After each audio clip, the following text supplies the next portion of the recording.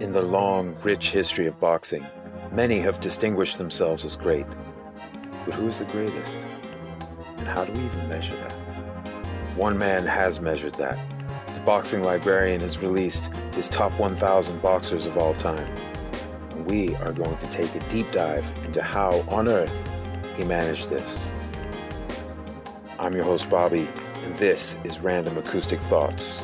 Join me now as we try to crack the BL code.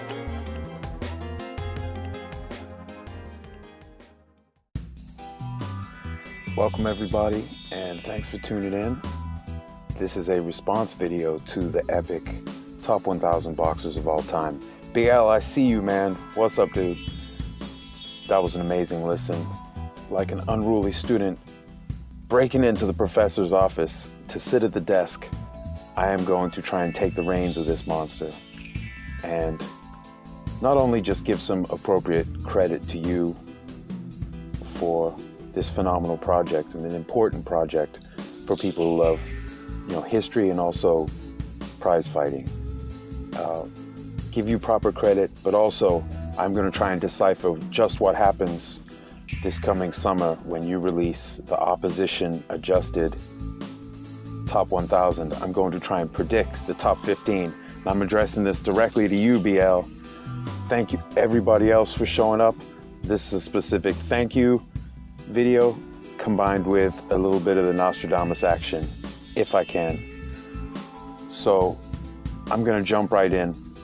The best way to approach something this enormous, from my position as a student, someone who still has a great deal to learn, I'm gonna find ways to narrow down the factors. So in this first video, I'm just gonna try and chisel away and get it down to 25 candidates who will comprise the eventual top 15 that you release.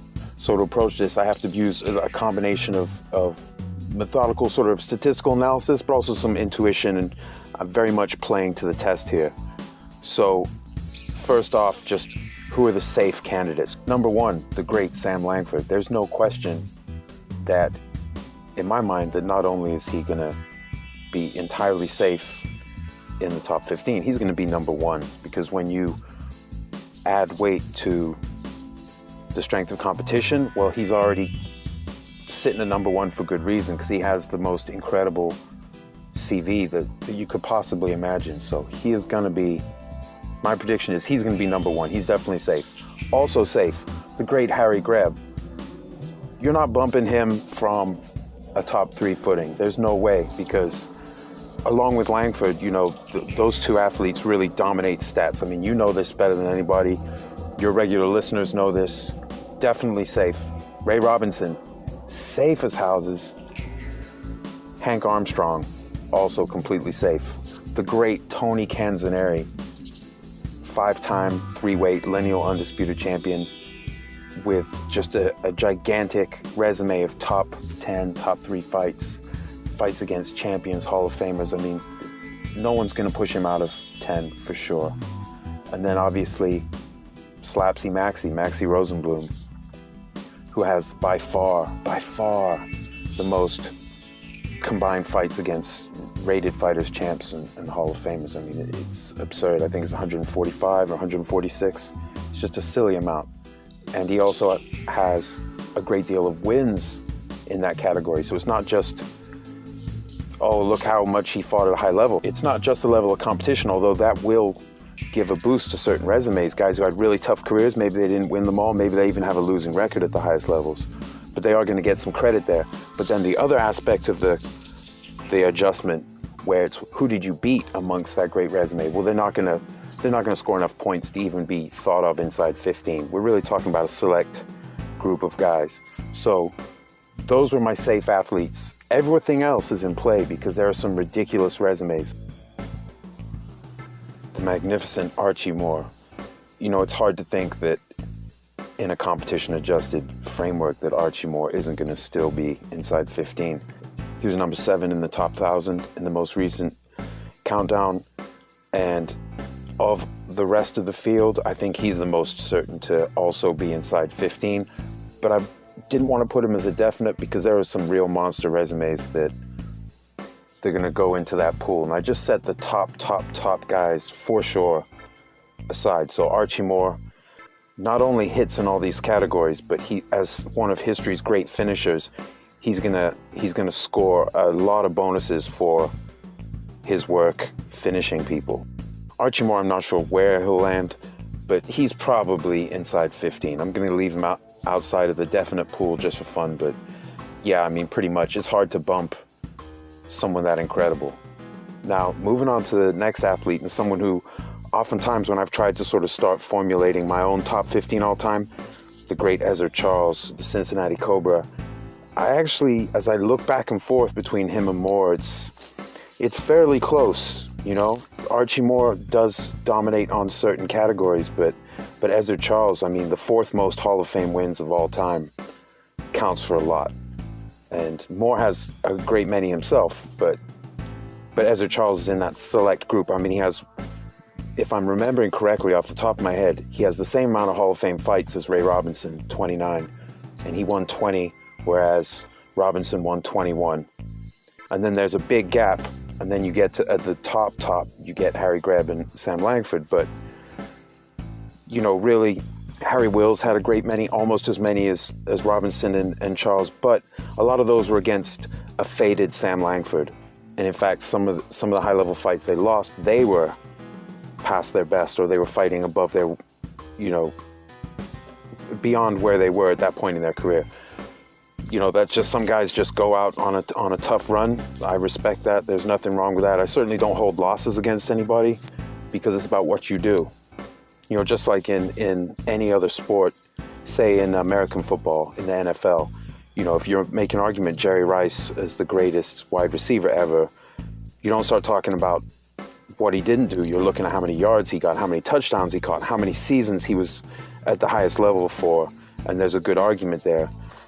You know, you don't say, oh, well, he did all that because he played in so many games. Well, that's itself an achievement. Just like with these monster resumes with 150, 200, 300 fights even, you know, they should get credit for all of those fights. Although the high-level fights are really the ones that are going to factor here, but just in a sense of like the enormity of what some of these men did. Even low-level fights. I mean, lots of guys in boxing history have smashed their hands on low-level opponents. You know, having a whole slew of fights does count for something. Although in this sort of statistical analysis, really, we're talking about the highest level. We're not talking, because there are lots of guys who do have highly padded records. When you strip away everyone who was never able to achieve a ranking in a division, you know, as far as the rankings era, then that record isn't quite so heavy duty. But then there are other guys where you can strip it away and you're still talking about, you need a long dissertation just to, like Sam Langford and Harry Greb, you can't really sum them up. You can just say 2 of the absolute greatest fighters of all time. You'd have to take a decent amount of time to even just give the abridged version of their careers. That's how enormous they were.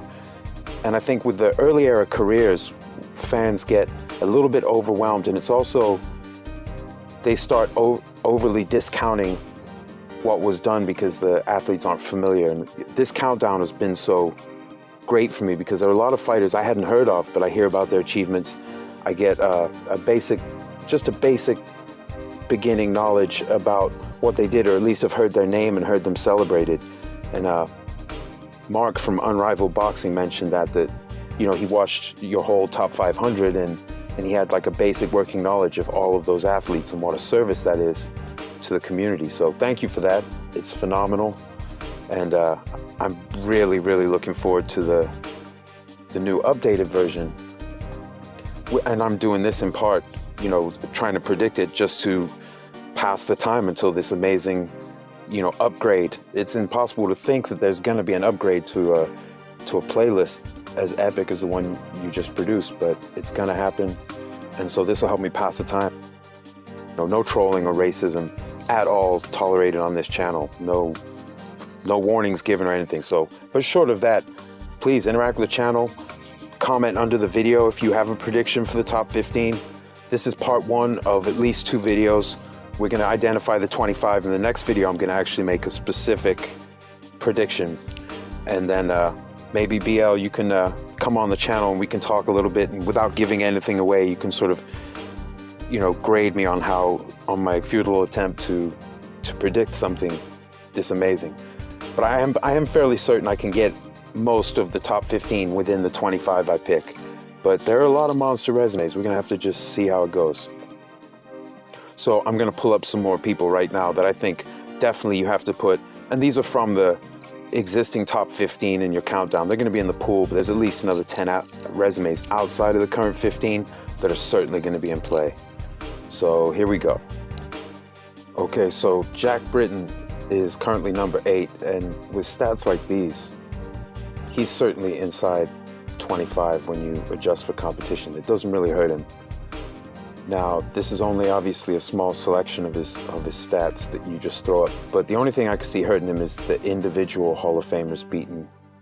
There are certain other athletes who have a lot more individual Hall of Famers they've beaten, and you know, same goes for titles with certain fighters. Maybe they have a lot of wins over champions, but maybe they have a lot of repeat customers in there. So depending on how you weigh the various stats and how they overlap with each other and how points are assigned, how it's weighted, different guys are gonna, and this is really what I'm gonna get into in the second video. We're gonna have to start splitting hairs as far as, you know, okay, if A, then B, but if not A, then someone else is gonna be in that slot. There's gonna be very small.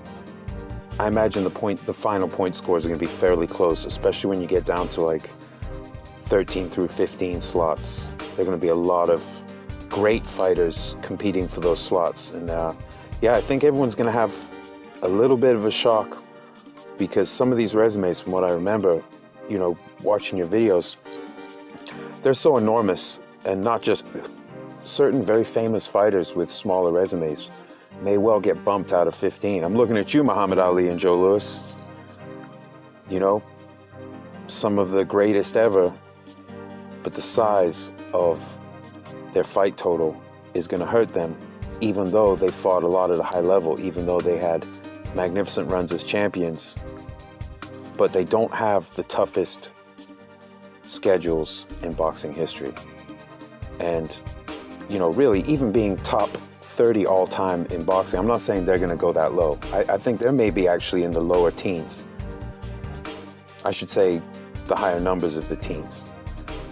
I think they're actually going to get bumped by some of the giants. Not all of them, because not everyone had a level of success even close to theirs, where if they had a boost to their competition score, then the total sum of their existing score and opposition score plus the opposition beaten score won't necessarily kick everyone up over a shorter career. Short career on its own isn't a bad thing, and they packed it in against rated fighters in bunches and had great records against them. But there are fighters, especially when you get to like pound for pound statistics, and I do predict that because you're bridging the gap across these eras, something like your own pound for pound ratings is a good anchor point. So I think when we're talking about opposition, we're talking about not completely, but largely we're talking about, okay, so how many fights did someone have against the top fighters in the sport? The whole idea of pound for pound.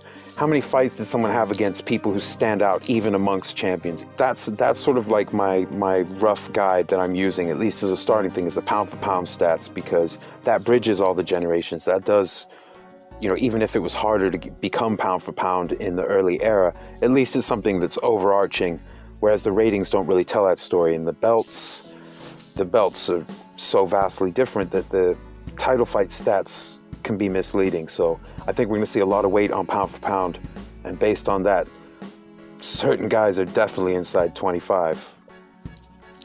So moving down the list, the great Muhammad Ali is absolutely in the pool, although I don't think he's going to make 15 in the end. I think he might be closer in like the 16 to 20 range. And part of the reason is, looking at his stats against pound for pound rated fighters, that's not a lot. I mean, it is a lot. I mean, he had such an incredible career and he was rated for so long. His title record is mind-blowing. And, you know, ranked rated fighters and you know, top 10 and top 3. I mean, he did an incredible amount, but with a shorter fight count and a smaller number of fights against pound-for-pound fighters, I'm going to put him in the pool, but I don't expect him to quite make 15. I think he's going to get bumped by certain guys, and I'm in video 2, I'm going to get into why specifically. Right now, I'm just kind of riffing, and I'm going to go back and throw up the slides on the screen, and let's keep it moving. I'm going to pull up Joe Louis, too. Okay, here we go. The great Joe Louis, the Brown Bomber. What a career he had, and has an excellent win-loss record, and hits in so many stats, hits really hard in a lot of stats, and he's rightfully highly regarded, you know, in your current countdown, number 11 currently. But again, with the pound-for-pound fights, 10 fights against pound-for-pound fighters, you know, there are guys who aren't as famous as Joe Louis who had 3 times that many fights at that level, against the level of people who are top of the sport, not just top of a weight class. And so I think, yeah, I'm going to put him in the pool. He's inside 25, I believe, in the final, but I think he might be coming in around 19 or 20 when it's all said and done. That's sort of a loose prediction. As I get into the stats and start plugging numbers in to see what happens, that prediction might change, but just off the top of my head, I'm thinking he's closer to there, somewhere in the range with Ali, maybe just 1 slot behind Ali, but a little bit further down. But he is in the pool, and what a phenomenal fighter he was. And so let's put him in and keep it moving. Now, I'm not as familiar with Ted Kid Lewis as some of these other athletes, but from hearing you talk about him, you know, and seeing that he's already number 12 in the current system, he's absolutely inside that top 25 pool that I'm creating. I'm not going to speak too much about him. I'm going to be actually researching him and a couple of other guys between now and when I release part 2. But just off the top of my head, yeah, Ted Kid Lewis is inside 25. All right, let's keep it moving. The great Benny Leonard hits in practically every category that would be relevant to an opposition score that I can tell.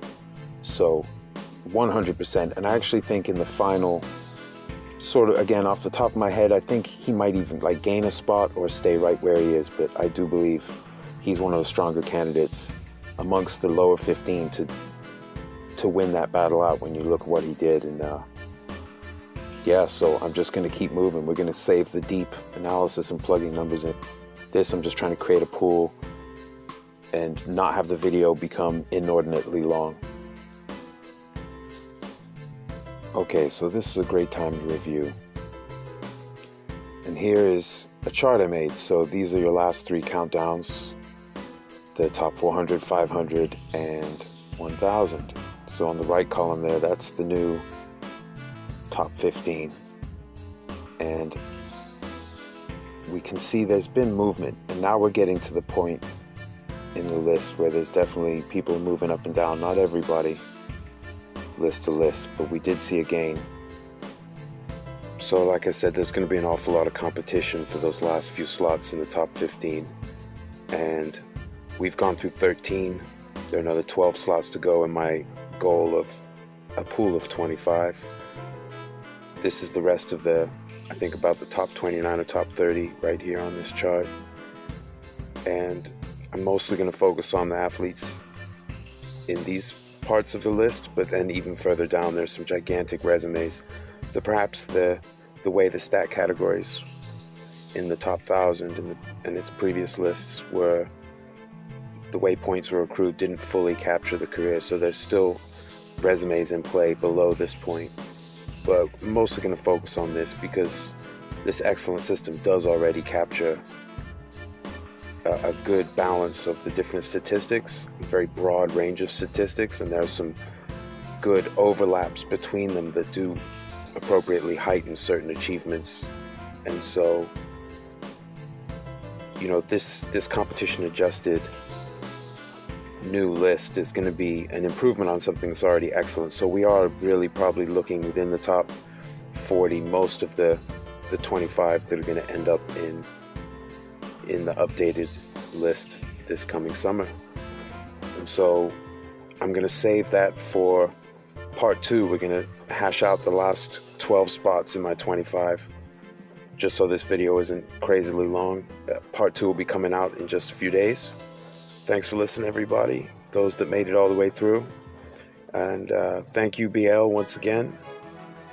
And shout out to Scrapbook Boxing Museum of the Forgotten Fisticuffs. Everybody definitely go check out that channel, as well as all the playlists on the Boxing Librarian's channel, Hardline Boxing Talk. I'm going to put links to some tasty content that I would recommend in the description, and catch you very shortly. Also, briefly, I just want to mention I have an upcoming Sam Langford series. I've been doing a lot of research, especially in the last 8 or 9 months, on the life and times of the great Sam Langford, specifically his rise to prominence, the first 4 or 5 years of his incredible career. And I'm going to be doing a series with thefightcity.com, which is a fantastic website with a lot of engaging historical boxing content. So go visit thefightcity.com. Keep your eyes open for this upcoming series where we really delve as deeply into Sam Langford's career as newspaper archives and accounts of the time permit. So have a great day, everybody. Catch you in just a couple days with part 2. Take care now.